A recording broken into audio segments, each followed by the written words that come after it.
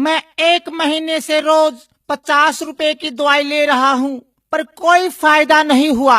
कोई बात नहीं भाई साहब, कोई बात नहीं। कल से मैं तुम्हें 40 रुपए की दवाई दूंगा, 10 रुपए का फायदा होगा। ठीक है, पर डॉक्टर साहब एक बात बताओ, मेरे को तो खांसी थी, फिर आपने मोशन लगने वाली दवाई क्यों दे दी? वो इसलिए तू अब खांसने से पहले 100 बार सोचेगा।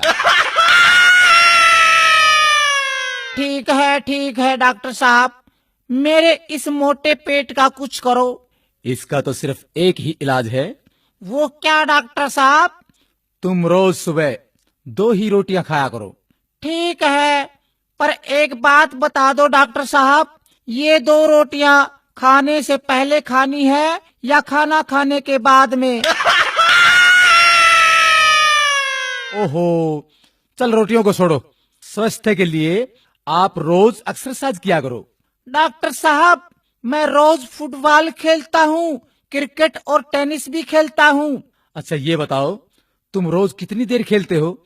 जब तक मोबाइल की बैटरी खत्म नहीं हो जाती। ओहो, बड़े मूर्ख हो यार, तुम तो पागल हो गए हो। कैसे हुए? मैंने एक विधवा से शादी की, उसकी जवान बेटी से मेरे बाप ने शादी की, तो मेरी वो बेटी मेरी माँ बन गई। उसके घर बेटी हुई तो वह मेरी बहन हुई, मगर मैं उसकी नानी का शौहर था, इसलिए वह मेरी नवासी भी हुई। इसी तरह मेरा बेटा अपनी दादी का भाई बन गया, और मैं अपने बेटे का भांजा, और मेरा बाप मेरा दामाद बन गया, और मेरा बेटा अपने दादा का साला बन गया। और अबे चुप कर, मुझे भी पागल करेगा क्या? लो ये मैं दवाई लिखता हूँ। डॉक्टर साहब दवाई जरूर लिखो, लेकिन कड़वी मत लिखना। अरे चुप कर बैठ। डॉक्टर साहब दवाई जरूर लिख दो, पर कड़वी मत लिखना।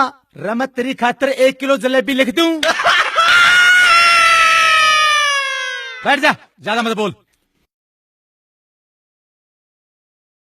डॉक्टर साहब पर्चे पर ऐसा क्या लिखते हो जो सिर्फ मेडिकल स्टोर वाले ही समझ पाते हैं? मैं लिखता हूँ, मन्ना तो लूट लिया और तू भी लूट ले।